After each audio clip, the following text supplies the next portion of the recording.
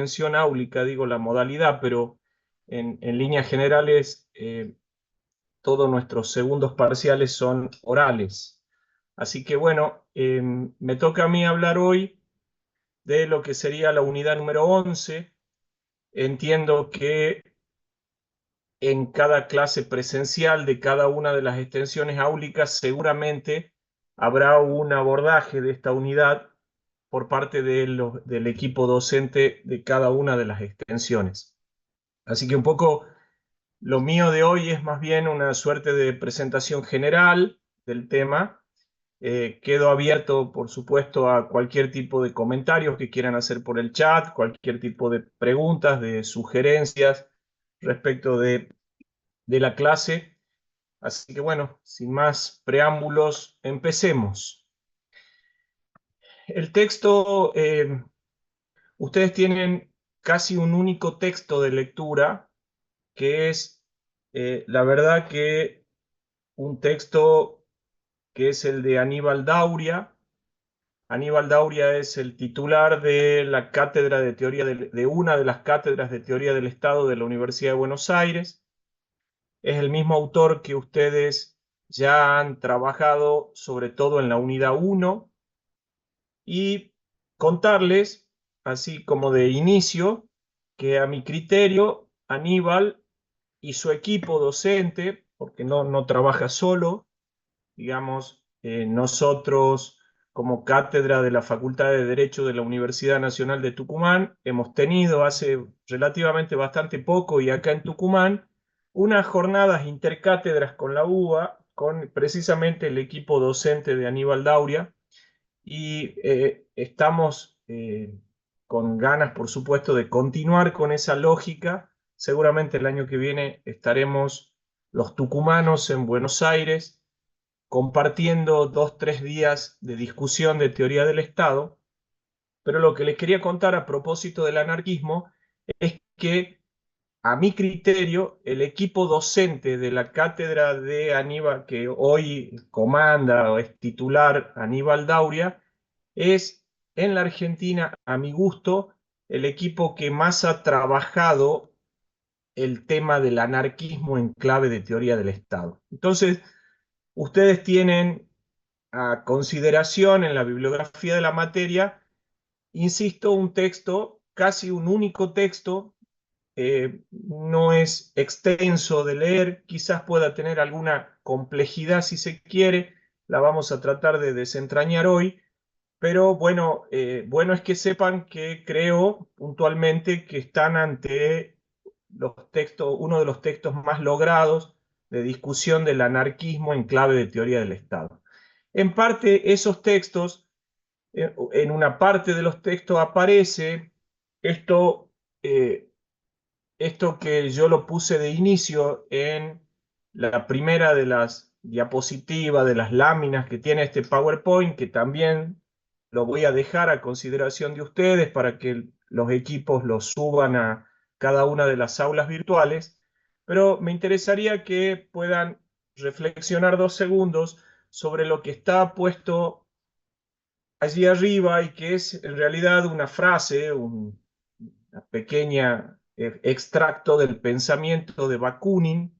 Bakunin es uno de los 6 dioses, entre comillas, del Olimpo anarquista, es uno de los grandes pensadores del anarquismo, y él sostiene en esto de que el Estado, y esto me parece como muy bueno de inicio de la clase, esto de el Estado es la organización colectiva de los intereses privilegiados, es, dice, su propia autorrefutación. Esto de su propia autorrefutación, vamos a volver sobre eso, pero la idea es que en la clase de hoy, ustedes, yo estoy convencido que ya tienen una serie de herramientas conceptuales aprendidas a lo largo del cursado, ya estamos, como verán, en la unidad 11, y creo que poder entender el anarquismo nos lleva casi obligatoriamente a hacer un repaso, una pasada por algunos conceptos que ustedes ya tienen incorporados, que ya están claramente, digamos, ya lo tienen claramente, digamos, metidos en su cuerpo, en sus análisis, en sus aprendizajes, y creo que, digamos, en tal sentido está bueno que puedan como confiar en esos elementos ya aprendidos de la teoría del Estado para que puedan como entender en su totalidad el anarquismo.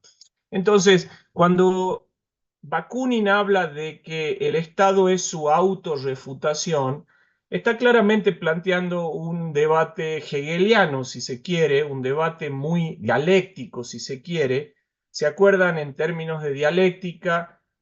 La dialéctica es para Hegel negación de la negación. Digo, este juego que traducido malamente, pero traducido al español, se hablaba de síntesis, perdón, tesis, antítesis, síntesis, que ustedes aprendieron cuando estudiaron Marx y Hegel, que en realidad es el momento del en sí, del para sí y del en sí para sí, el último momento, ese tercer momento dialéctico, es el momento de la autorrefutación, de la negación de la negación.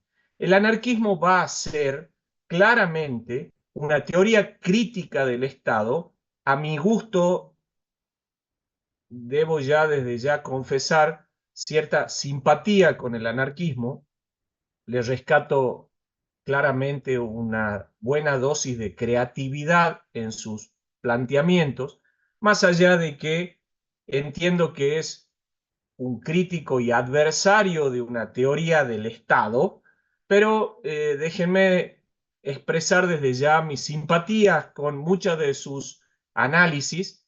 Creo que cuando no hay más crítico del Estado, no hay mejor crítico del Estado, no hay crítico más impiadoso, si se quiere, más descarnado, más sutil, pero a su vez más perspicaz, más incisivo de los componentes ideológicos del Estado, que no hay otro más que el anarquismo. Entonces, quédense con esta idea de que el anarquismo es, en algún sentido, autorrefutación del Estado. Para eso, y vuelvo a insistir que la primera parte de esta clase va a suponer un ejercicio a la distancia con este Zoom, que a mí poco me gusta, me encantan mucho más las clases obviamente presenciales, porque en esos espacios presenciales yo aquí me detendría, les preguntaría a ustedes qué se pueden acordar de la unidad 1, qué se pueden acordar de la unidad 4, de la unidad 6, de la unidad 7, pero bueno, vamos a tratar de hacer ese ejercicio, no obstante el Zoom, y para presentarles esa temática, a mí me pareció de inicio volcarles este pequeño juego de letras que entiendo que ya todos los equipos lo han venido trabajando, quizás no puestos así en pantallas como están, pero creo que es fácilmente rescatable por ustedes.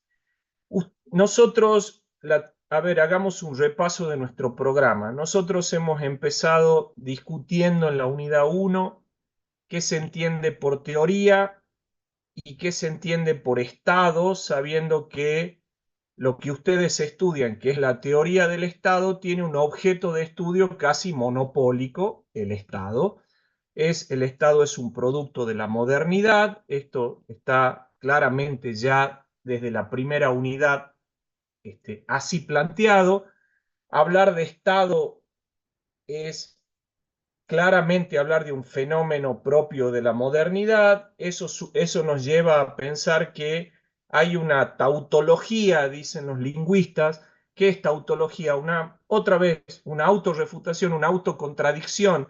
Hablar del Estado moderno es casi sobreabundante, es tautológico, es darse vuelta en el mismo concepto. Estado es moderno, no hay otro Estado. El Estado es moderno. Moderno es casi un adjetivo. Hoy, para ustedes ya a 11 unidades aprendidas, ya deberían poder levantar la mano y decir, profesor, a mí me parece que ya no tenemos que hablar de Estado moderno. Digo, ya es una cualidad que yo ya la aprendí. El Estado, no hay otro Estado que no sea el Estado moderno. Ese Estado moderno que nosotros hemos descrito como cátedra, adjetivándolo a ese Estado, hemos dicho que el Estado nació con la modernidad y que claramente es un Estado de derecho, ¿no? Digo, a propósito de eso que dice componentes ideológicos, E, C y C, S y D, yo ahora le estoy agregando una F, E, C y C, S y D, F de derecho, digo. Lo que cuando eso sería casi nuestra síntesis final de cursado, que ustedes tengan herramientas para poder discutir en su totalidad qué significa que en la Argentina se pueda describir al Estado actual con esto de C y C, S y D, F de derecho. El Estado moderno nació Estado de derecho. Los elementos que componen el Estado, y acá estoy repasando cosas que ya saben, nosotros decimos que hemos acogido una construcción de un Estado que tiene 4 elementos descriptivos, no componentes ideológicos. O sea, yo los estoy llevando, insisto, unidad 1 hablaron de teoría del Estado, en la unidad 2 y 3 ya tienen aprendido sus elementos descriptivos de este objeto de estudio monopólico llamado Estado. Ya no Estado moderno, sino Estado. Y allí descubrieron y ya aprendieron que los 4 elementos del Estado son esencialmente poder. Digo, si tuviéramos que poner ese elemento, describirlo en una pizarra o acá en una computadora, usaríamos, no sé, una letra Arial 40 para poner la letra P de poder. El Estado es esencialmente poder. De hecho, para una línea de la teoría del Estado, es el único elemento, el poder. Digo, el Estado se sintetiza casi únicamente en poder. Nosotros no somos tan realistas de la teoría del Estado, sino creemos que tiene otros elementos, y esos otros 3 elementos ya lo estudiaron, son territorio, población, y también estudiaron que lo que había nacido como soberanía constitutiva del 4º elemento del Estado, a partir del siglo XVIII, cuando al Estado ya no le hizo falta ese plus de poder, si se quiere, esa suerte de cartel luminoso de que aquí reside el poder que significaba la soberanía. A partir del siglo XVIII ya no hizo falta, el Estado se consolidó de tal forma en Occidente y en todo el mundo, de tal forma que ya al Estado un cartel que le haga saber a la gente que existe el Estado ya no le hace falta, y consecuentemente en una metáfora que a mí me gusta mucho, que es de Bobbio, un autor italiano, se eclipsó el 4º elemento llamado soberanía, y detrás de ese eclipse apareció un elemento denominado constitución. Entonces, ustedes estudiaron que el objeto monopólico de la teoría del Estado, que es el Estado, tiene 4 elementos descriptivos: poder grande, territorio, población, constitución. Después, y esto les llevó el primer parcial, después entraron en una suerte de una historia de la teoría del Estado. En esa historia pudieron retrotraerse a organizaciones preestatales. Si nosotros pensamos que el Estado es moderno, consecuentemente hablar del Estado en propiedad en una historia es hablar post-siglo XVI.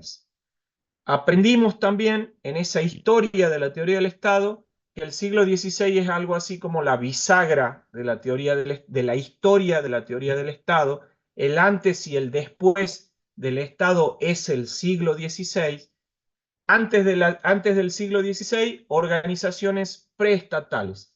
En ese juego de organizaciones preestatales hemos llegado al siglo V antes de Cristo, nos fuimos a la Atenas esplendorosa del siglo de oro del estratega Pericles, y desde ahí empezamos a remontar una prehistoria del Estado, una historia de organizaciones preestatales. Bueno, vieron Roma, vieron la Edad Media, construyeron una historia del Estado a partir de todas esas organizaciones, intentos de organizaciones sociales.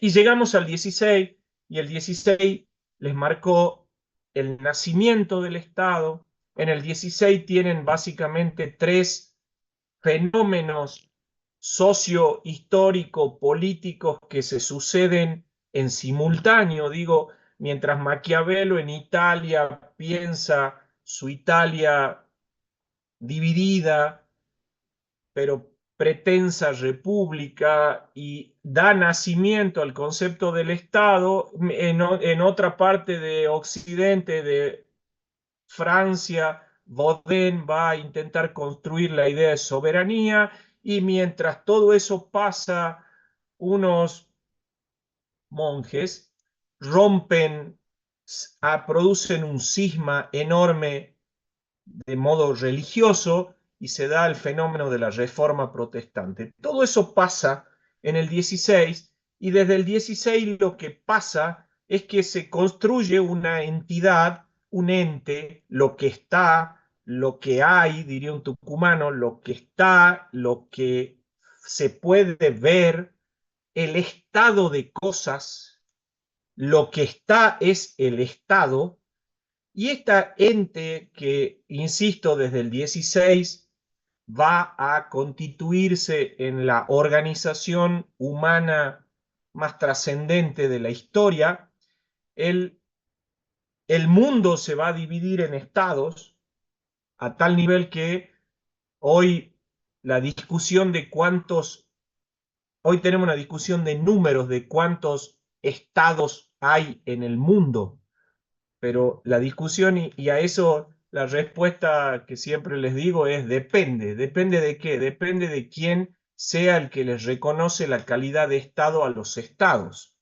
Salvo la Antártida, que ya saben tiene un esquema de reparto territorial, si se quiere, un poco disímil a un estado. Todo el planeta Tierra está organizado en estados. Y entonces, el número de estados depende. Si nos guiamos, no sé, por Naciones Unidas, ente nacido post Segunda Guerra Mundial, que agrupa como organización unida de naciones todo el hemisferio, ente que ha generado declaraciones, derechos, garantías y demás, ente que el actual presidente pretende, como, no sé, digo, desconocer o plantear una hipótesis de relaciones internacionales diferentes, como diciendo que tiene una agenda, no sé, marxista. No sé muy bien por dónde andan nuestras relaciones internacionales actualmente, pero digo, si nos guiamos por Naciones Unidas, existen hoy en el mundo algo así como 195, 196, 197 estados en el mundo. Esto de estados, insisto, es tan dinámico esto que a lo mejor estamos hablando hoy los norteamericanos están votando, pero digo, a lo mejor estamos hablando hoy y mientras tanto se está naciendo un estado, se está extinguiendo otro. El mundo es así de dinámico. Nuestro estado, por suerte, tiene ya una suerte de 200 años, depende también, otra vez ahí hay un depende de cuándo le damos nacimiento. Si creen que ha nacido en 1810, bueno, ya tiene 200 y tantos años, ya hemos hecho un bicentenario. Si creen que hemos nacido en el 16, hipótesis que a mí me resulta más tucumana y más empática, si se quiere, más federal, si se quiere, de una forma, bueno, también ya estamos con sus 200 años. Si somos claramente, digamos, de diseño institucional y creemos que el Estado va a nacer cuando nació con la Constitución, bueno, no hemos llegado a los 200, estamos en 100, casi 180 si pensamos que la Constitución Nacional nació en el 1853. Bueno, insisto, hay un gran depende. En el número de cantidad de estados, no sé por qué me metí a hablar de eso, pero bueno, les termino de contar para que no se queden en ascuas, pero qué sé yo, si se guían por la FIFA, a los que les gusta el fútbol, bueno, en eliminatorias hay 214 o 215 estados que compiten para llegar al Mundial. Si se guían por, no sé, por la organización, la OIT, la Organización Internacional del Trabajo, hay menos estados que naciones que las que reconoce Naciones Unidas, reconoce algo así de 180 y tanto. En los Juegos Olímpicos últimos compitieron 202 estados. Por eso, digo, no importa, al final del día el número es medio irrelevante, pero está bueno que ustedes conozcan. Hemos hecho una historia del Estado. Esto nos llevó el primer parcial, el final del primer parcial tiene una historia situada argentina del primer momento constituyente, de esa organización primera del Estado. Eso ya lo aprendieron y ya lo saben. Entonces, toda esa parte con motivo del anarquismo está bueno que ustedes la revean, la repasen, porque ya vamos a llegar a eso, pero lo que les quiero mostrar acá, que está en pantalla, es que ustedes a partir de la unidad 9 empezaron a trabajar los componentes ideológicos de este Estado. O sea, ya hicieron una historia, ya encontraron los elementos descriptivos, ya encontraron la discusión metodológica y el objeto de estudio de la teoría del Estado, y después de haber hecho todo eso, digo, elementos, objeto y método de la teoría del Estado e historia preestatal y estatal, ustedes entran a un análisis que es toda la segunda parte de nuestro programa de los componentes ideológicos del Estado. O sea, hagan de cuenta que el Estado es un cuerpo y le vamos a hacer una autopsia al Estado, lo vamos a abrir y vamos a ver qué tiene adentro, cuáles son sus vísceras, sus órganos que le permiten funcionar. Ya no son los elementos descriptivos, sensoriales, visuales, lo que tocamos del Estado, lo que sentimos del Estado, lo que no sé cómo huele el Estado. Eso ya está, eso ya lo saben. Ahora nos metemos en los componentes ideológicos del Estado. ¿Y qué hemos descubierto de los elementos, de los componentes ideológicos del Estado? Que el Estado en la Argentina tiene estos cuatro componentes ideológicos. Estos ya los estudiaron. El Estado de Derecho de la Argentina, el Estado 6C, S y D, F de Derecho, que es como nuestra adjetivación definitiva del Estado, tiene adentro, entre sus órganos, un complejo funcionamiento de estos cuatro componentes ideológicos, que como clave de esta clase, seguramente el equipo ya les ha ido contando lo mismo, pero está bueno que ustedes comprendan que funcionan en binomio, funcionan de a duplas, que estos cuatro componentes, si uno los piensa sueltos, lo que nos da idea es que son casi irreconciliables, que son difíciles de cómo uno se pregunta, che, ¿cómo puede vivir dentro del órgano llamado, dentro del cuerpo llamado Estado, estos cuatro componentes que en algún sentido ideológicamente se andan chocando, se andan disputando la primacía ideológica? Entonces, la pregunta es cómo funciona.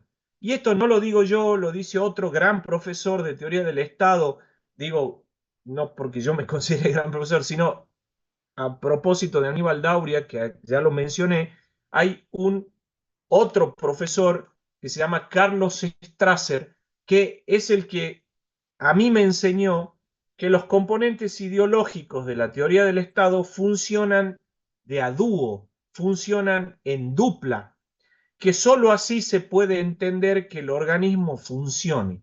Y entonces, develemos el misterio. ¿Cuáles son esos cuatro componentes ideológicos?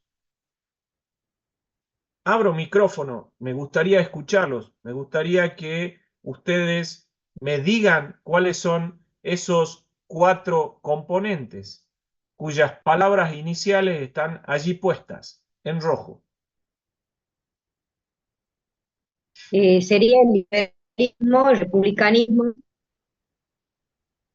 Ok, ahí tenés está muy bien Sonia, ahí tenés una primera dupla, y esa es la dupla dominante, esa es el dúo dinámico de estos superhéroes. Estos son el primer dúo, además, ¿no? Digo, es eh, los que conquistaron de inicio el componente ideológico del Estado. Es decir, el Estado en la Argentina es, y por eso la L está puesta otra vez en un Arial 40 a comparación de los otros componentes. El Estado en la Argentina nació esencialmente liberal. Liberal que no es libertario, liberal que es otra cosa absolutamente diferente, liberal que es lo que ustedes estudiaron en la unidad 9. Entonces, el Estado es en la Argentina esencialmente liberal y juega en dupla con el republicanismo, que también ya estudiaron. ¿Y cuáles son los otros dos componentes? Más recientes, quizás se están terminando de instalar en el Estado, están pujando internamente por conquistar algunos otros espacios dentro de ese cuerpo. ¿Cuáles son los otros dos componentes ideológicos del Estado? Sober- No escuché, perdón. soberanía, Y No, democracia. En los perdón, siguientes dúos. perdón. Soberanía no. Eh, no sé qué más Perdón. dijeron. la última democracia. Democracia. Sería socialismo y democracia. Socialismo y Exactamente. democracia. Ok, es una respuesta comunitaria. No puedo identificar quién es el que lo ha terminado de decir, pero está muy bien. Digo, nos pongamos de acuerdo. Liberalismo, republicanismo, socialismo y democracia en diferentes dosis, en ingresos históricamente diferentes en el tiempo. Digo, nació liberal y se constituyó claramente también republicana, pero en el siglo XX apareció con dosis de socialismo y sobre todo al final del siglo XX, con la reforma del 94, el diseño se autopercibió democrático, pero lo que está claro hasta acá es que, o lo que yo espero que lo tengan claro hasta acá, es que estos componentes que funcionan en binomio están dentro del Estado de derecho argentino que tiene todas estas otras letras que está bueno que ustedes lo terminen como de descubrir, ¿sí? Pero bueno, hay tiempo para eso. Hablemos hoy de anarquismo. Entonces, los componentes ideológicos del Estado son esos, y fuera de esos componentes, con una letra A verde, aparece un adversario, un, sí, un enemigo, si se quiere, de esa organización llamada Estado. Si pensáramos a lo, no sé, a lo Marvel, el Estado sería un superhéroe, elijan el que quieran, y el anarquismo sería, no sé, algo así como el Guasón digamos, del mundo del superhéroe, Batman. El anarquismo es uno de sus enemigos. Se da la particularidad con el anarquismo que a mí me gusta más hablar de un adversario, y más que de un adversario, hablar de un crítico. El más crítico de Batman Estado es el anarquismo. El anarquismo es, y esta es la idea de del primer tip, si se quiere, de la clase, el anarquismo es un adversario del Estado de Derecho. Es su crítico más contundente. Y ya saben que hay que estudiar a los enemigos, hay que estudiar no solo al organismo propio, sino a sus adversarios. Entonces, este Estado de Derecho, con estos componentes que ya conocen, tiene el adversario más crítico.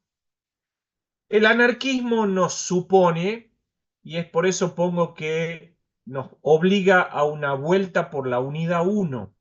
Ahí lo que pretendo en esta tarde lluviosa, tarde-noche, es que su cabeza vuelva a lo que ya estudiaron en la unidad 1. A partir de estas tres observaciones, si se quieren. Lo primero, el anarquismo, ¿qué es si no, de entrada, ya dijimos, a ver, les voy tirando como tips de la clase. El anarquismo es el adversario más creativo y contundente del Estado de derecho, cuyos componentes ideológicos ya estudiaron, sus elementos ya estudiaron y su historia ya estudiaron. Ustedes ya tienen metido el gen de ese Estado y lo estudiaron, ya les diría, bastante a lo largo de nuestro cursado. Y entonces, lo primero que tienen que saber es que el anarquismo es un adversario de ese Estado. Y entonces, vamos a la unidad 1. El anarquismo, sostengo, es una teoría crítica de la teoría del Estado. Recuerdan que precisamente el mismo autor, o sea, Aníbal Dauria, en la unidad 1, les decía que había tres tipos de teorías del Estado. Había una teoría explicativa, había una teoría normativa y había una teoría crítica del Estado. ¿Quién se acuerda qué decía en la unidad 1, qué se decía acerca de las teorías críticas del Estado? ¿Qué suponía hacer una teoría crítica? Mientras me contestan, tomo un mate.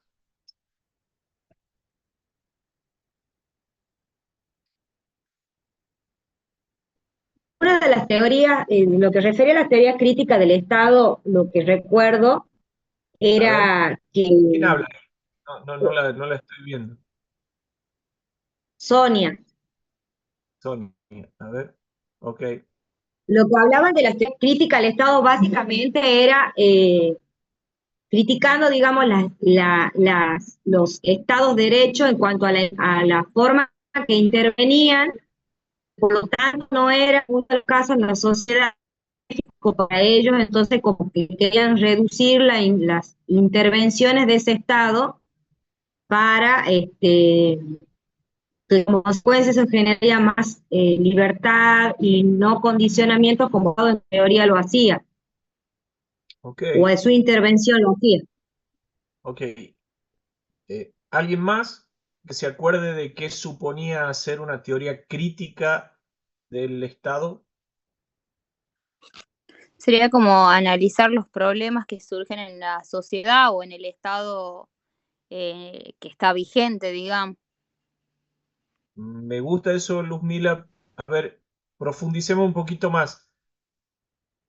Que vos estás planteando un conocimiento situado a ver, lo que estás diciendo es que la teoría crítica supone un conocimiento histórico de una determinada sociedad donde se Claro, le analiza, digamos, el sus, contexto, su lo contexto, Profe, social, lo correcto, político, lo sus económico, prejuicios, sus supuestos, claro, lo cultural. lo Intenta cultural. sacar a la luz cuestiones que no han sido resueltas o que están todavía sin poder resolverse, históricas, Está muy bien, sociales. Elisa, ese aporte está muy bueno. Y entonces lo que hace una teoría crítica, dice la unidad uno, es radicalizar la observación científica, quitarle validez universal. Decir que cuando yo critico, estoy situando en un determinado lugar y te quito esa cosa medio eh, apabullante de pensar que tu concepto, ese que hemos aprendido de la teoría política predominante, nosotros tenemos una teoría política predominante, la más exitosa, la absolutamente, digamos, explicativa del Estado, que es la teoría liberal.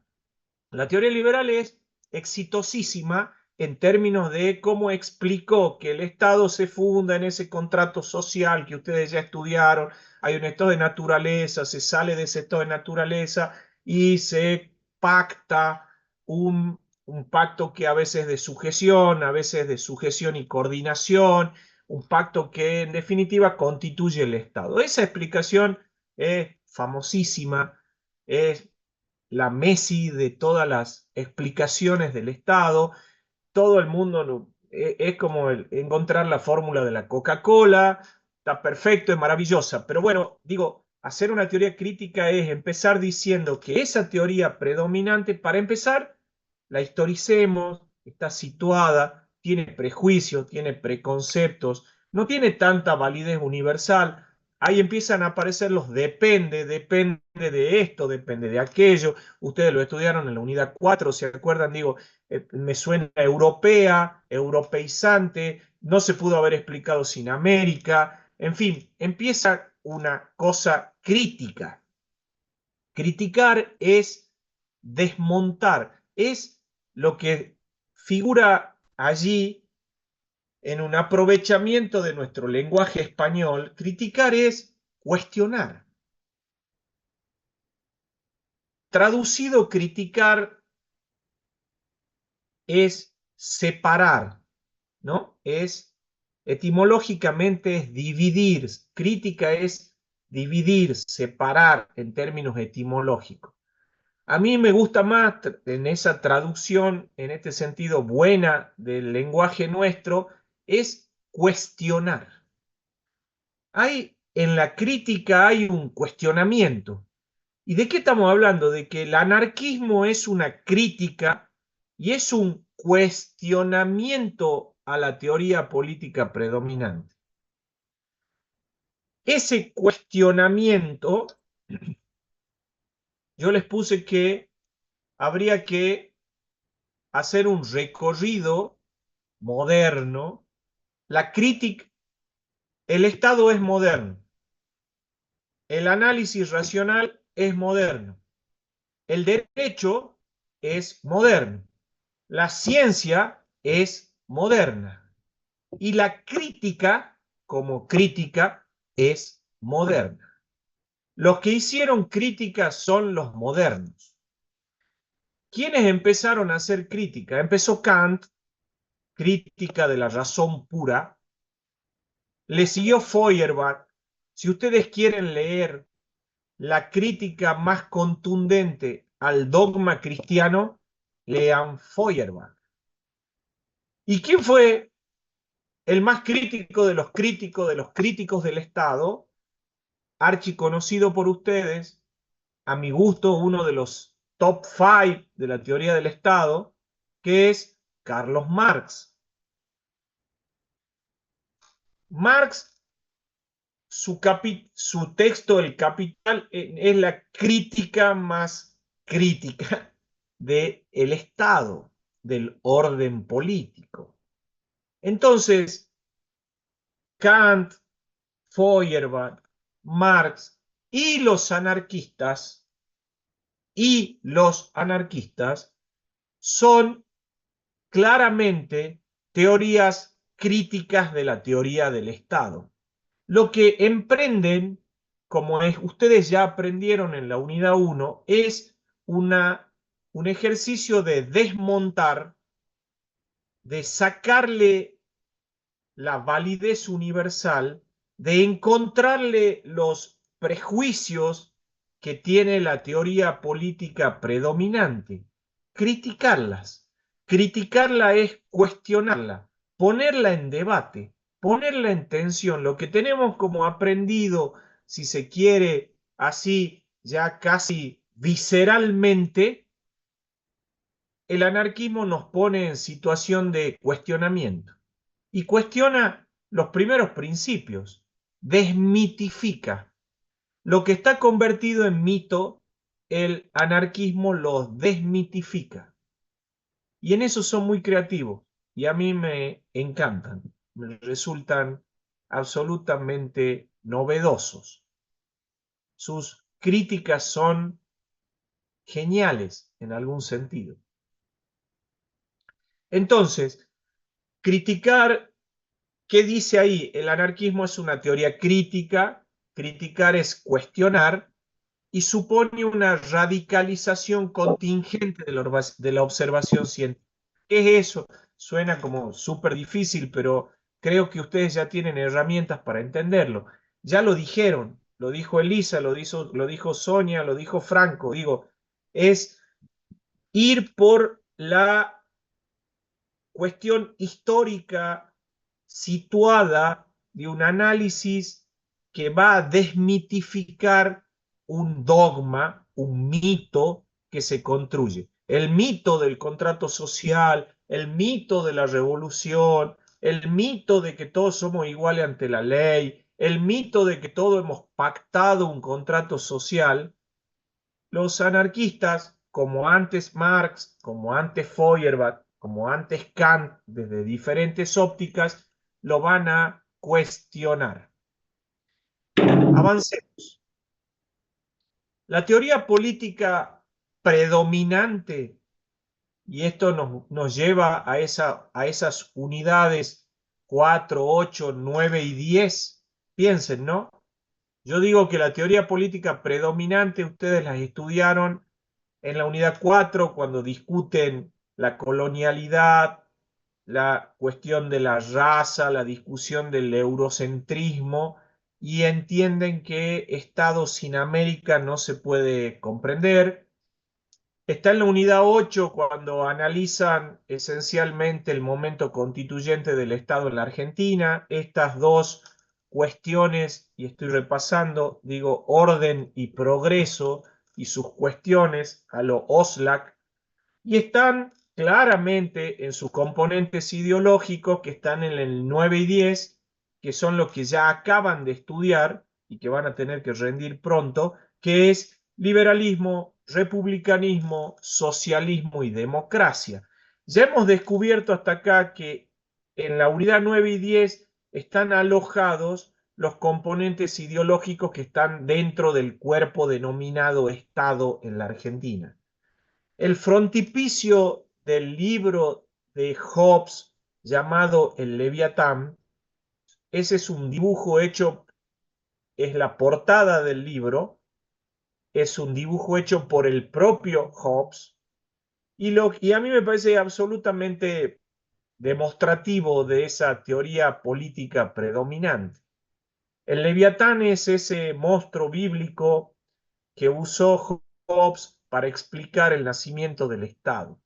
Y el Estado es esa persona que está arriba de todo, que tiene la espada y la bácula del poder, que mira desde arriba una ciudad absolutamente ordenada, como podrán ver, una ciudad que tiene espacio para todo, que tiene claramente definido, digamos, sus roles, y sus roles aparecen puestos en esto, ¿no? Verán que está un ejército, está la comunidad reunida, hay claramente, digamos, recursos materiales, en fin, está todo ordenado para que funcione el Estado.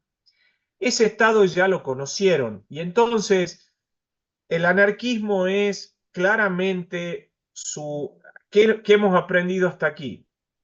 El anarquismo es una teoría crítica, supone un cuestionamiento de la teoría política predominante y el texto nos lleva a esta discusión de cuatro, si se quiere, recortes, cuatro cuestiones a propósito del anarquismo que ustedes tienen que, eso está en el texto, que ustedes tienen como que comprender, ¿no? Digo, ¿cuáles serían estas cuatro discusiones, ¿no? Si se quiere, acerca de el Estado, perdón, del anarquismo, perdón. Entonces, la primera discusión es que cuando yo digo que hay un anclaje, un recorte temático, es que una cosa es la crítica social y otra cosa es el anarquismo. O sea, criticar es, en todo caso, crítica emprenden desde diferentes lugares. Anarquismo es una cosa muy directa, muy busca sacar a la luz los puntos ciegos, no explícitos, de ciertas creencias. Digo, el anarquismo es una específica crítica social, podríamos decir, en este primer recorte temático. Después hagamos un recorte histórico. El anarquismo, como todo fenómeno vinculado al Estado, es un concepto moderno. El anarquismo también es moderno. Antes de la modernidad no hubo anarquismo.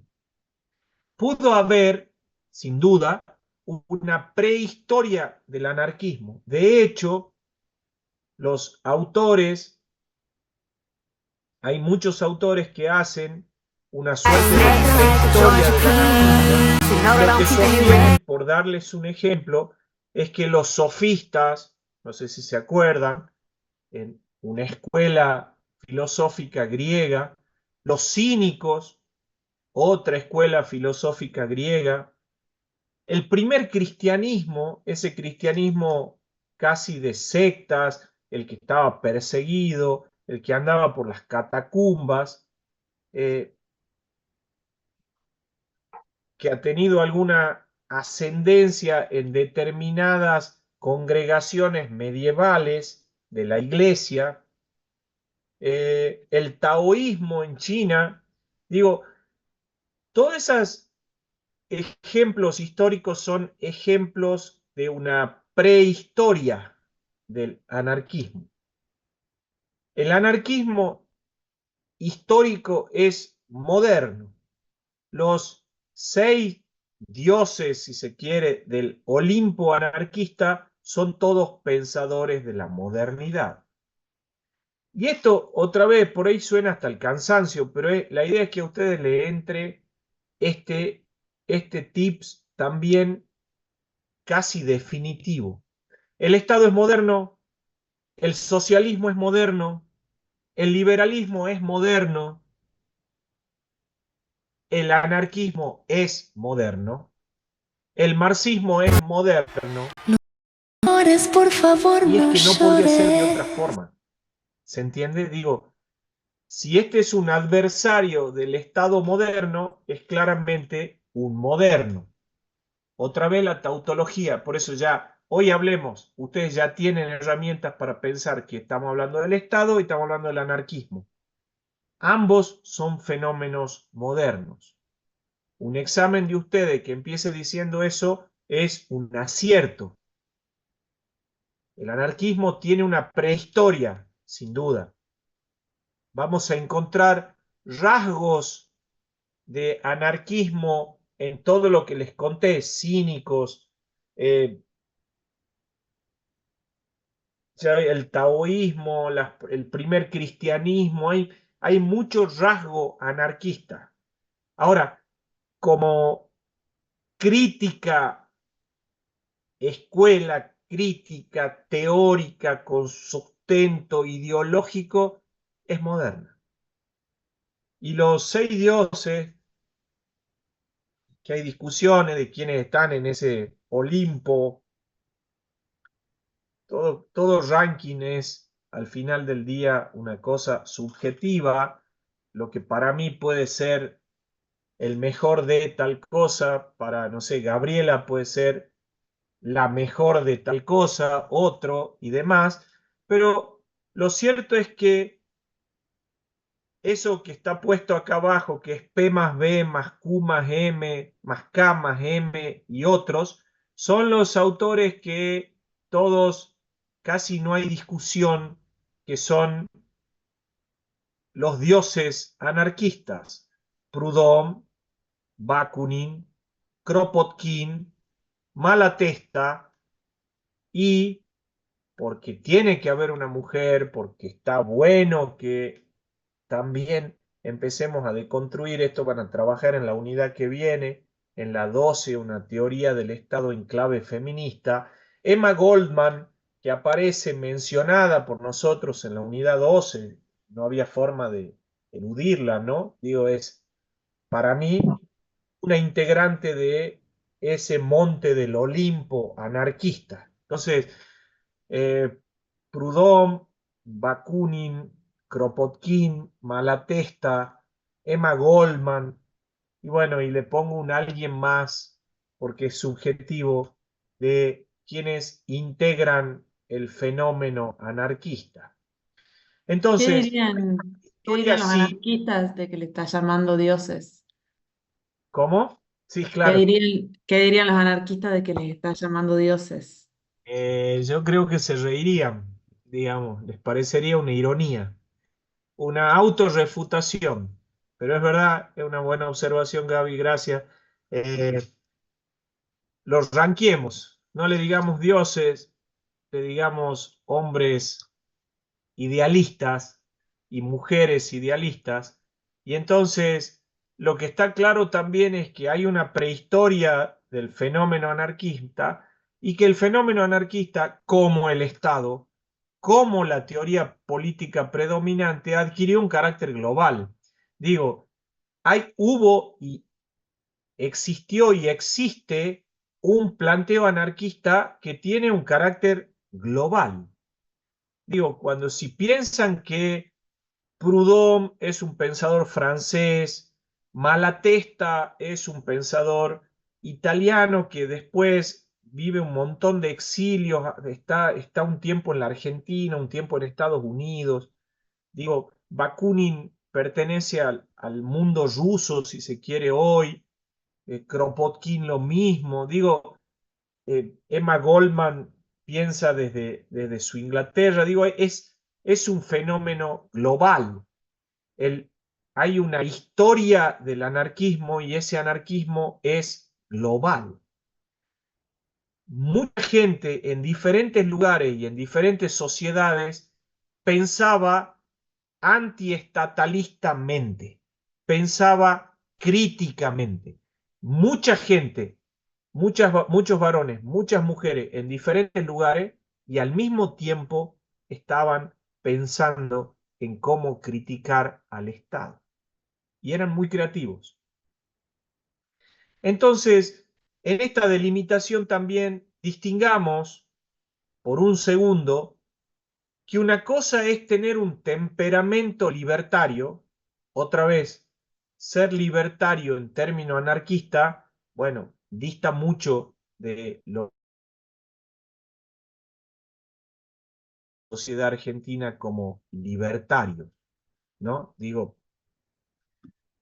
eh, libertarios, tener un temperamento libertario es diferente, dice Dauria en su texto, y estoy yo acá replicando el texto de lo que ustedes tienen que leer, diferente de una conceptualización anarquista. Ser anarquista es mucho más que tener un temperamento libertario. ¿Se entiende?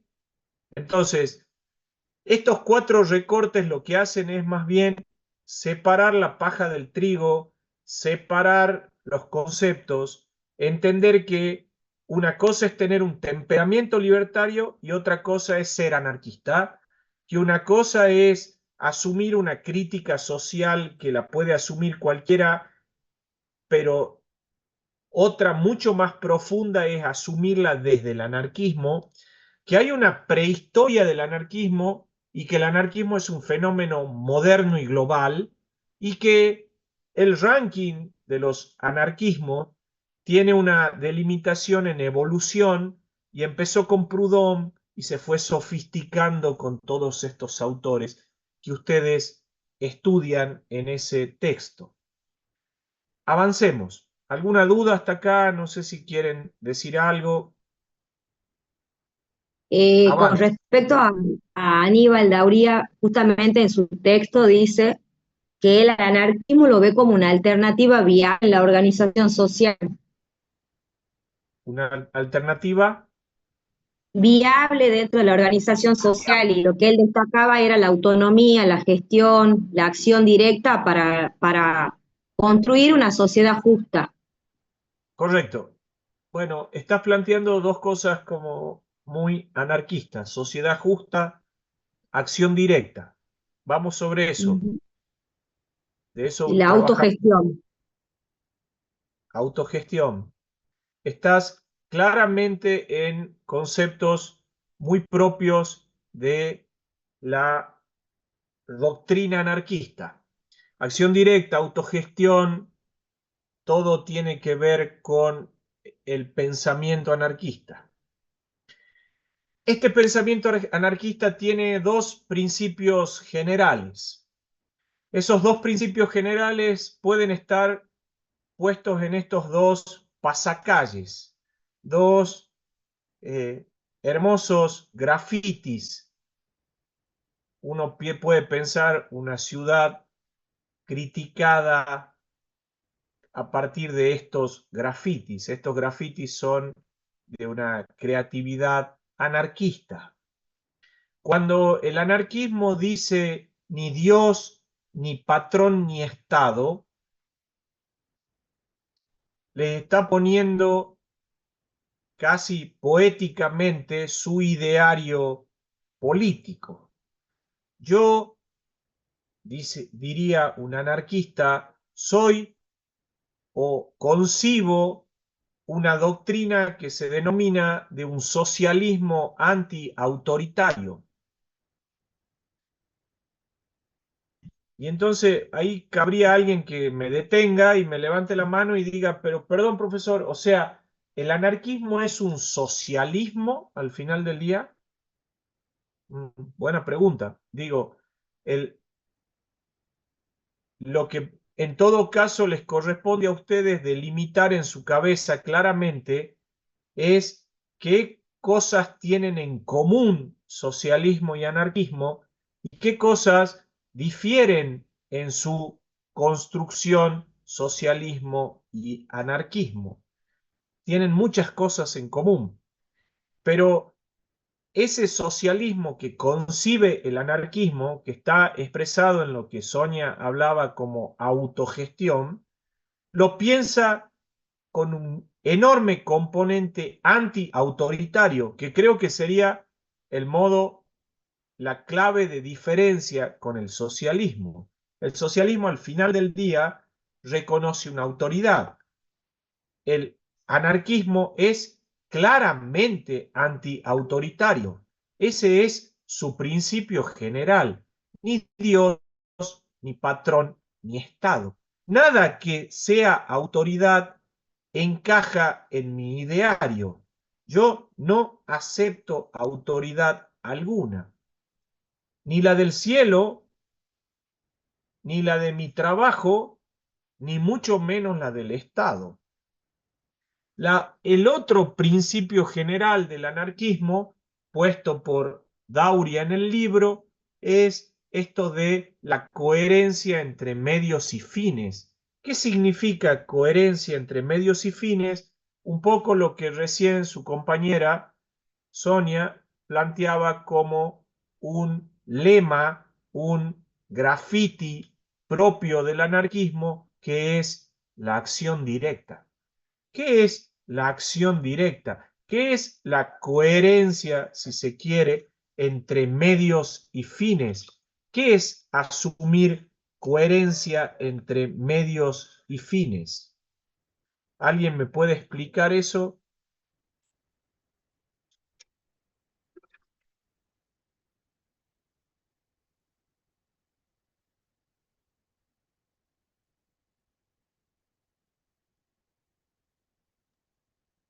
Serían como los métodos que se utilizan desde el punto de vista social para cumplir los objetivos que se perseguían en ese entonces, o lo que justamente para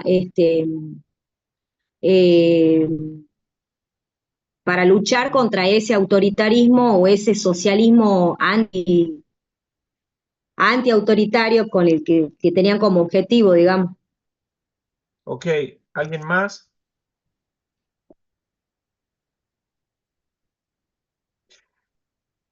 Elisa levantó la mano. Profe, ¿se me escucha? En Sí, una parte, en la parte del texto, te lo leo que había marcado un par de cosas antes de leer, antes de la clase. Decía de que, bueno, que la construcción de la sociedad, ¿sí? Que es libre e igualitaria, se la busca, o sea, se consigue, pero como respetando la libertad ajena. ajá, Ujú. Y ahí dice él que es lo que los anarquistas llaman la acción directa. correcto. A ver, de lo que desprendo de lo que acaban de leer, que están en sintonía clara con un análisis anarquista, es que la acción directa es una construcción, ¿sí? Que en muchos sentidos se puede parecer a la idea compleja marxista de revolución. No los quiero confundir. Lo que está claro es que piensen la acción directa como el modo, muchas veces espontáneo, en que el anarquismo se expresa en su crítica. Muchas veces se ha mitificado o se ha visto de modo negativo esa coherencia entre medios y fines del anarquismo como esa idea de caos, de, no sé, en la cabeza de ustedes capaz que si yo les digo piqueteros, les suena, digamos, les aparece como una construcción de caos, de desborde, de gente que protesta, la protesta violenta, piensan, muchas veces agrupan la idea de huelga, si se quiere, en esa construcción, digo, conflicto, bomba, caos, crítica, desmadre, ¿no? Desmadre, caos. Bueno, No, justamente desde mi interpretación lo que reflexiono es que justamente esa lucha, esa acción que hay, que por ahí se puede interpretar sin la letra previa o sin conocimiento fundado, es que el anarquismo lucha contra esa opresión, contra ese autoritarismo y esa coherencia, en esa coherencia ellos lo que buscan es generar ese cambio, respetando siempre los principios que ellos se plantean. está correcto y solo agrego que piensen que hay una educación anarquista y que la educación, la idea, todos estos autores escriben mucho y lindo, mucho y bien, mucho y potente sobre la necesidad de una educación ciudadana. Están bastante alejados, muchos de ellos, de una idea de la violencia por la violencia misma. creo que es un prejuicio pensar al anarquismo en clave de unos, perdón la expresión, unos quilomberos que andan haciendo despelote por la vida. No son esos los anarquistas. Hay construcciones anarquistas claramente enfocadas en la necesidad de un cambio a partir de la educación. La acción directa no está pensada necesariamente en términos violentos. Hay un autor que no está puesto en el texto, pero que yo se los agrego. Hay un autor que se llama Guérin, que cuando va a los rasgos del anarquismo, pensando, Dauria, y es lo que ustedes tienen para estudiar, pero digo, Dauria casi que sintetiza el mundo anarquista en sus dos principios generales, ¿no? O sea, anarquismo es socialismo antiautoritario, coherencia entre medios y fines. Este otro autor, diciendo lo mismo, encuentra 4 rasgos y dice, a ver, ¿qué caracteriza un anarquismo? Por un lado, dice este autor, caracteriza una rebelión visceral. Hay en el anarquista un tema visceral de rebelarse ante la autoridad. Le sale, perdón el término, desde las tripas la rebelión. Yo no acepto autoridad, no concibo que me ordenen qué hacer. Tengo íncito en mi cuerpo una rebelión. Por otro lado, dice este autor, caracteriza al anarquismo el horror al Estado. El Estado me parece horroroso. También caracteriza al mundo anarquista un rechazo a la democracia burguesa. Esta democracia liberal, representativa, ¿sí? Esto de el mundo representativo, republicano. Bueno, el anarquista lo va a rechazar. Y con el Profe, mismo empeño, perdón, sí, termino y te doy la palabra. Y con el mismo empeño, así como rechaza la democracia burguesa, rechaza el socialismo estatal. O sea, ese socialismo que al final del día reconoce la necesidad de una reforma, pero desde dentro del Estado, el anarquismo también lo va a rechazar. Entonces, rebelión visceral, horror al Estado, rechazo a la democracia burguesa y rechazo al socialismo estatal. Esto más socialismo antiautoritario y coherencia entre medio y fines me parece que les da, pensando en esta clase, digo, ¿no? Que es una clase claramente introductoria del tema y que ustedes lo van a trabajar con los equipos en clases presenciales, me parece que esto les da como un panorama del anarquismo. Decime, Bernardita, creo que estabas por hablar. sí, profe, ¿se escucha? Disculpe. Sí, se escucha. Bueno, perfecto. No, justamente a lo último que decía, que justamente creo que es una de las críticas que le realiza al marxismo y viceversa, en la Correcto. dictadura del proletariado, porque el anarquismo va a legitimar cualquier forma de rebelión contra la opresión, siempre y cuando el opresor no se transforme, el oprimido no se transforme en opresor. Tal cual. Me encanta eso. Está muy bien. Perfecto, profe, gracias. Profesor, Elizabeth. una pregunta. ¿Y cuál ideología sería la ideal para el anarquismo? No hay nada ideal en el anarquismo. El anarquismo es una construcción situada. Tu pregunta, Franco, se debería contestar más situado en un tiempo histórico. Ah, ¿Se bien. entiende lo que te digo? Es decir, Sí, un anarquista te diría, mira, Franco, en todo caso discutamos cuál es la ideología que necesita este país aquí y ahora. No hablemos de lo ideal. bien, bien. Voy a aprovechar tu comentario para ponerles en pantalla lo que sería el final de la clase de hoy y el final del texto de Aníbal. Yo no pretendo hoy que ustedes o que yo les pueda explicar estas 7 tesis, pero lo que vos estás preguntando está metido en estas 7 tesis. A ver, ¿cómo se condensa la crítica en términos de teoría del Estado del anarquismo en estas sus 7 tesis principales? Esto está en el texto, y yo lo pongo acá a los fines que ustedes lo puedan trabajar. Analicemos algunas a título de final de clase.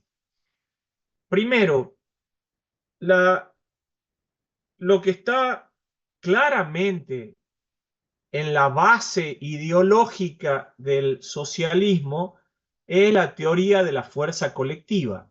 La teoría de la fuerza colectiva es una creación proudhoniana.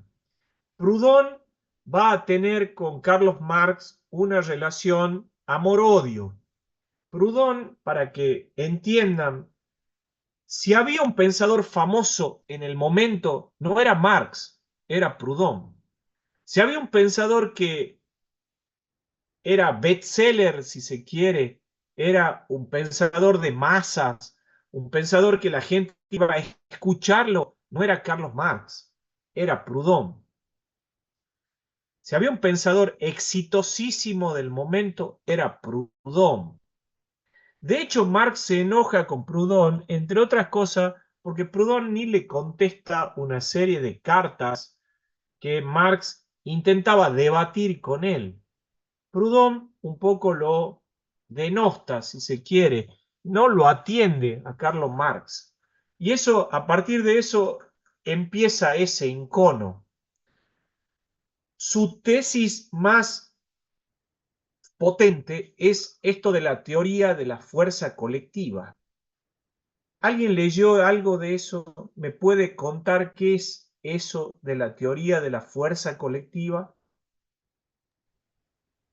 Bueno, justamente Proudhon lo que hablaba que su concepto central se refería a esto de la fuerza colectiva desde el punto de vista en que nada era de uno solo, sino que la suma de todas las fuerzas podría lograr ese objetivo, digamos, que no era propiedad y que con la cooperación, cada uno de los individuos y la interacción de ellos genera esa fuente de poder que era con el fin de utilizarla para el bien común a través de esas estructuras que él tenía pensado y dentro de esas estructuras él la tiene en cuenta a la mutualidad y a la federación. Está muy bien. Lo de final tuyo, Sonia, merece un montón de otras explicaciones. Me quedo con la primera parte que me parece que está como muy apropiada al análisis que haces de la teoría de la fuerza colectiva. A ver, Marx ya lo planteaba del mismo forma. ¿Se acuerdan el concepto de plusvalía en Marx? Sí, Digo, usaba de hecho en su texto y en el texto que ustedes leen un ejemplo de la pirámide de Luxor, una pirámide que se construye en Francia.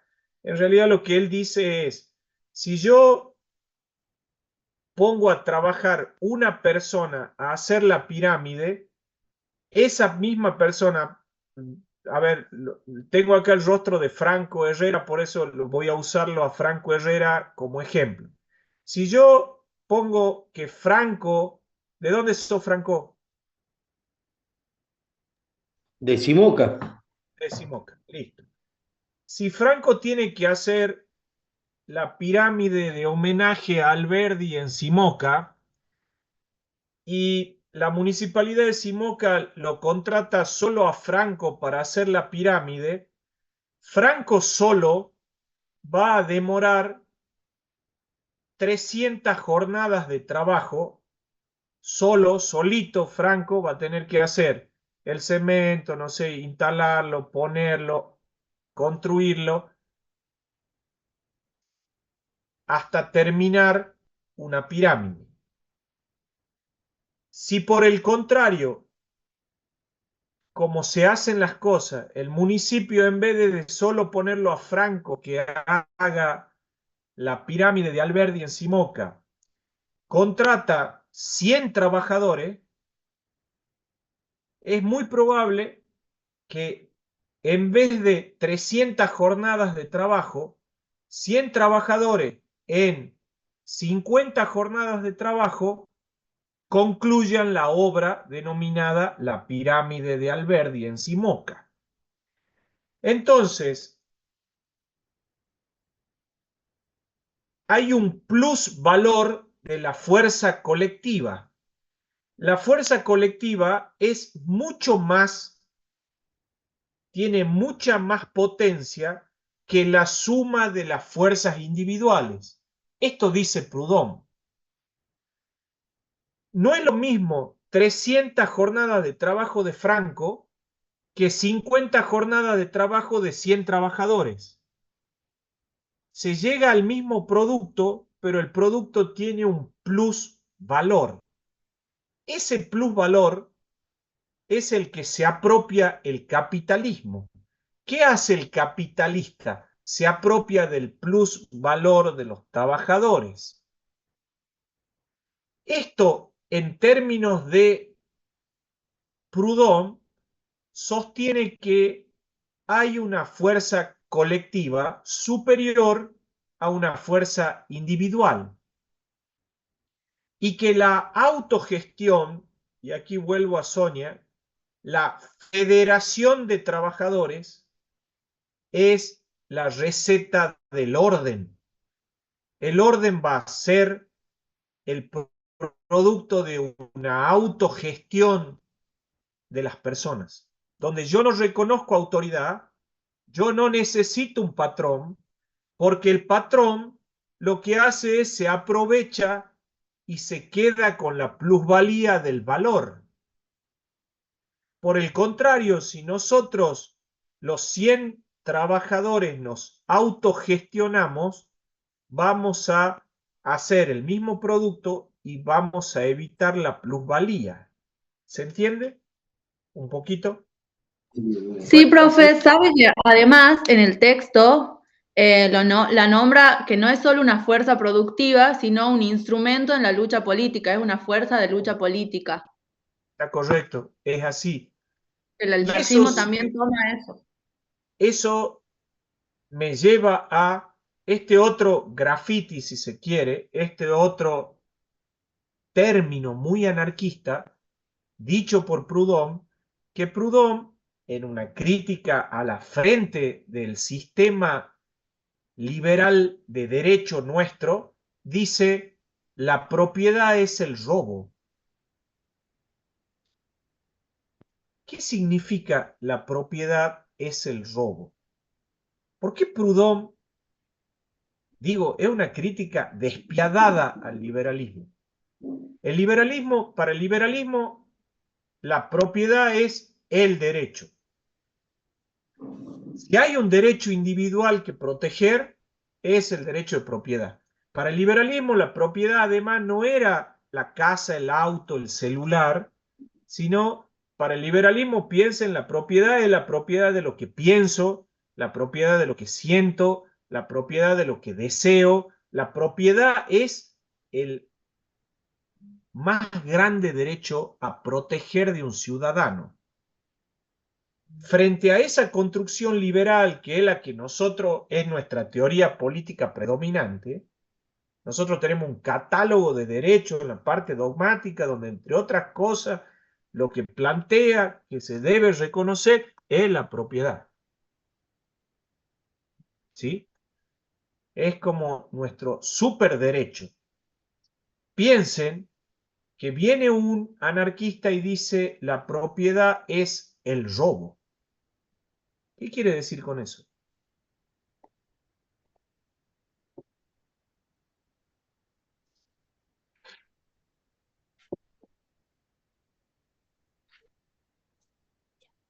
¿No se les ocurre nada? El liberalismo lo ha logrado. El liberalismo ha logrado que su cabeza nunca pueda pensar que en definitiva se Profe, está dando un robo. esto es más anecdótico, pero hay un capítulo de la serie Merlí que habla justamente de la propiedad privada como un robo en sí mismo, porque habla de una mujer que iba a un bosque, lo hace más metafórico, a cortar leña, qué sé yo, hasta que alguien decide cercar ese bosque y cuando va, la detienen por robar leña, pero ese bosque era público, o sea, era de todos. Mira, Entonces define la propiedad Bernardita, privada como un robo en sí mismo. Lo está dejo excelente eso. Está excelente lo que contá. Estaría bueno que vayan todos a buscar ese capítulo, pero solo además decirte que ni tan metafórico. Esa discusión la emprendió Bastante Marx. literal. Sí, tal cual. Y lo que, Esa discusión la emprendió Marx. Uno de los Sí, sí, libros de sí. Marx tenía que ver con la discusión, por eso usa la serie el ejemplo de la leña. Uno de los Sí. textos que trabaja Marx, justamente el Marx periodista, el joven Marx, escribe y genera una súper polémica cuando discute en un diario acerca de si había un derecho de un transeúnte en un campo, en un bosque, a recoger la leña tirada en el piso de ese bosque. Es decir, no a voltear un árbol, sino a recoger la leña de un árbol que estaba caído. Marx cuestiona el alcance del derecho de propiedad de eso que está cercado y dice, no puede ser que, que una persona que camina por ese lugar no pueda levantar esa leña que le va a servir de fuego para su casa, para, digamos, los inviernos espantosos que sufrían. Entonces, digo, lo de Merlí no es nada metafórico, es claramente la superrevisión de pensamientos anarquistas, marxistas y demás. Sonia levanta la Sí, sí, mano. sí. Diga. sí, justamente para Proudhon, con respecto a la propiedad privada, él la entendía como algo relacionado a la explotación y a la desigualdad, que como el ejemplo que usted decía, que no era justo que una persona que trabaje la tierra o que genere algo no sea dueño, digamos, que otro venga a apropiarse de su esfuerzo y que no ha generado directamente.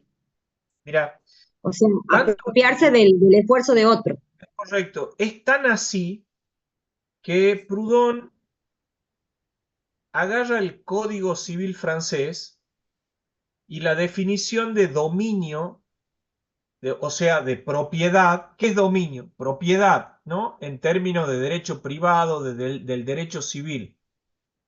Nuestro código de Vélez, el primer código, hoy ya por suerte en buena parte ya modificado, ya no existe ese código, pero el código que nos rigió por ciento y tantos años, 1871 a 2015, el código de Vélez cuando va a conceptualizar lo que es tener el dominio de una cosa, la propiedad de una cosa, usa el mismo término francés del código francés que es el que Proudhon claramente critica. ¿Qué decía el código de Vélez acerca del dominio? Decía que tener la propiedad de una cosa era tener, y esto disculpen mi latín feo, pero es el ius utendi y abutendi, decía en términos latinos.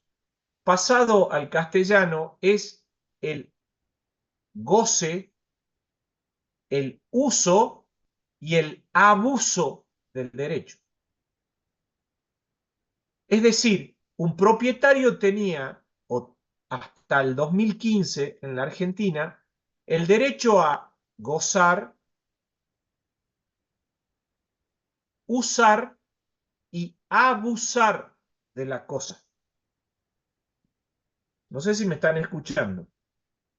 Un propietario era tan dueño de algo que tenía derecho a gozarlo, a usarlo y a abusarlo a la cosa.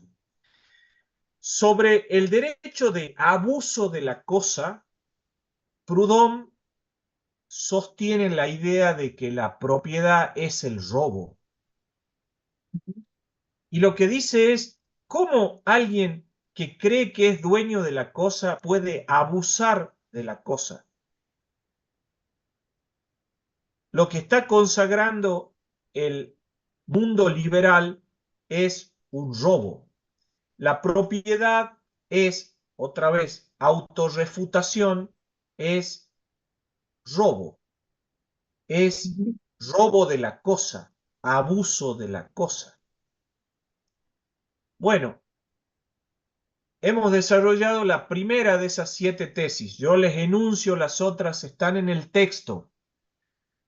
Se discute si hay materialismo o idealismo en el anarquismo. Bueno, ahí van a ver que hay algunos autores que son claramente materialistas, la gran mayoría de ellos, pragmáticos incluso, pero que hay algunos anarquistas que adoptan algún criterio idealista de algunas cosas. Luego van a hablar como tercer tesis principal de algo que Sonia ya esbozó, que tiene que ver con la idea de autogestión y que es la necesidad de una organización federal. El federalismo está íncito al anarquismo. Entienden que es la mejor organización de la autogestión.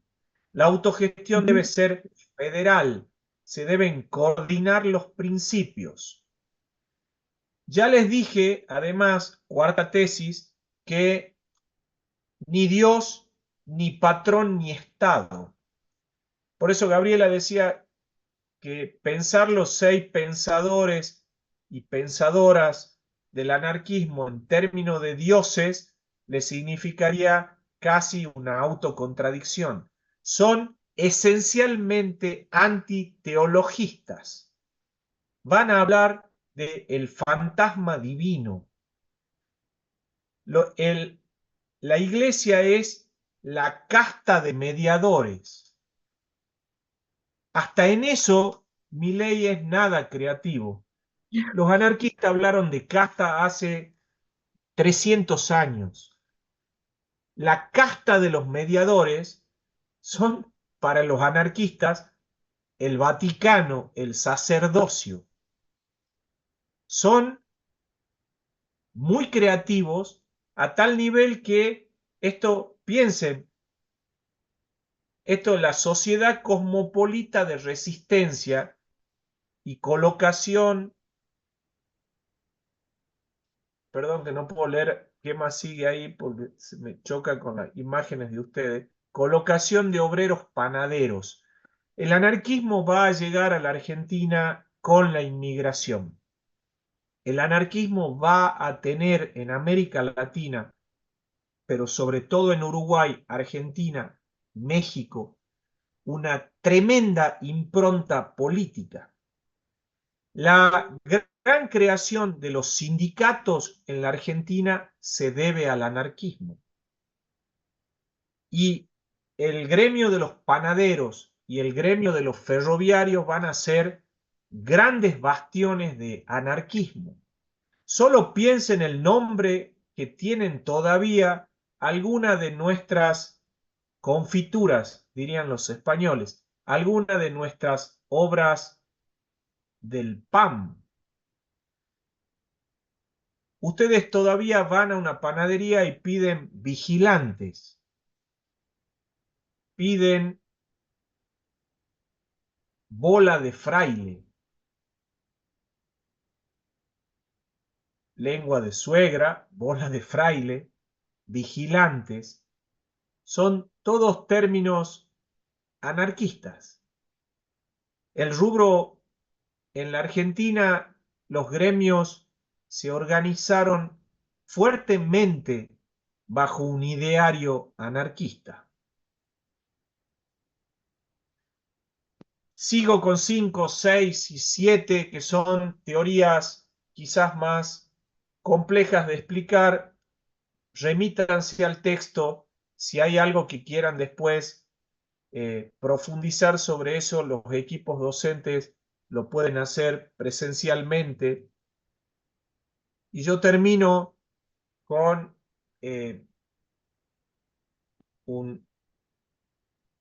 al gran Atahualpa leyendo en una entrevista, dice: un día estaba en Salta, en una estancia de Anta, y pasó un hombre arriando vacas.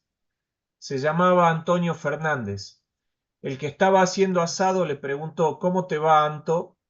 Y la respuesta fue: y aquí me ve, ajenas vacas arriando y ajenas culpas pagando. 2 o 3 meses después hacía el arriero, usando como principio el concepto del paisanos. Para algunos, el arriero es la primera canción de protesta. Dice Atahualpa: yo a veces pienso en mi tierra continuamente, ¿no? Uno vive en función de su tierra.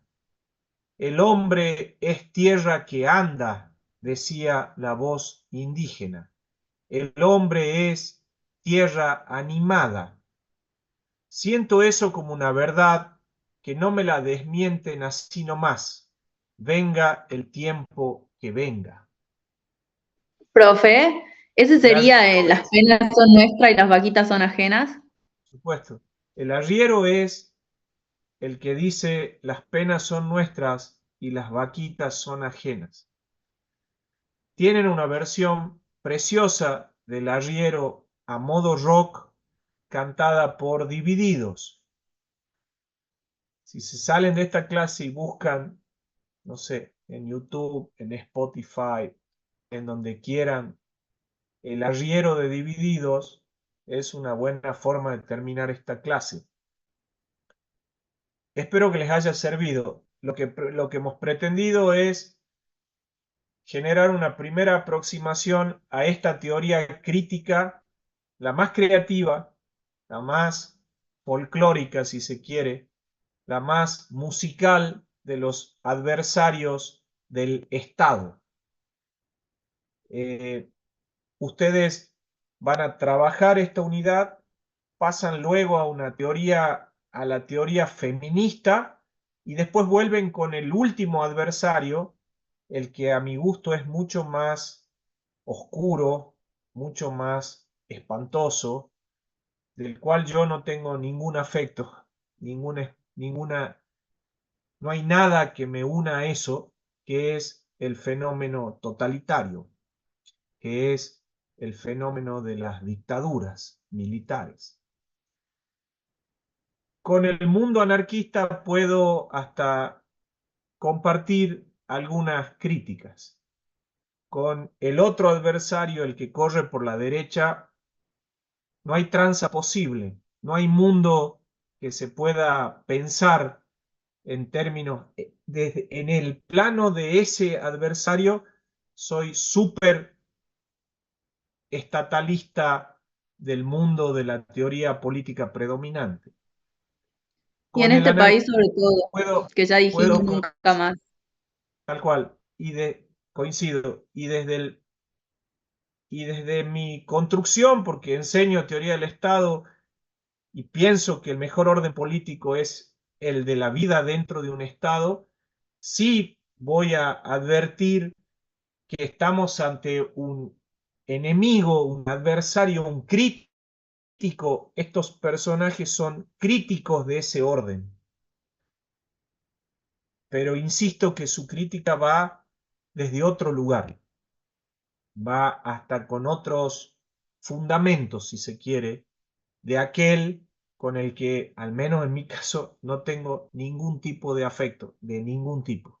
No hay ninguna posibilidad de que me escuchen decir o rescatar ni un ápice del mundo totalitario, del mundo de la dictadura. Con esos sí, mi reconocimiento de enemigo acérrimo. Con estos personajes, algún dato creativo voy a rescatar. Siempre partiendo, insisto, de pensar como docente de teoría del Estado que lo mejor es vivir en un orden constitucional y legal, que tiene mucha base liberal y que estos personajes se encargan de, un modo muy elocuente, criticarnos, y en esa crítica nos deberían hacer repensar algunos lineamientos en orden a la fraternidad, en orden a la igualdad. Me parece que desde ese plano, si rescatamos ese anarquismo militante y creativo y crítico y desmitificador, y eso nos construye hacia un mejor orden, bueno, está lindo en una parte. Bueno, espero que les haya servido. No sé si tienen alguna duda. No sé, no he leído el chat. No sé si escribieron algo, Gaby. Está todo dicho. Ok. Profesor, mi nombre es Raúl. Cuando ahí en la última parte que usted comentó algo, ¿a qué se refiere estos personajes? No fue claro. ¿A cuáles personajes se refiere? No sé en qué parte dije personaje, pero creo que me refería a estos personajes por los pensadores anarquistas. Ah, ok, Quizás ok, gracias. digo, o sea, personajes por personalidades. Hablo de estos, de Proudhon, Bakunin, Kropotkin, Malatesta, Emma Goldman. Hay muchos. Les decía que era un fenómeno global.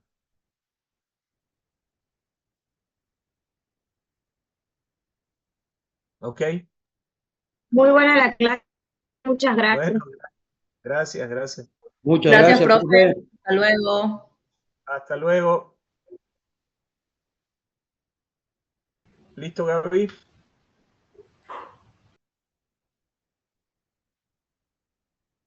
Hasta luego, profe. Recording stopped.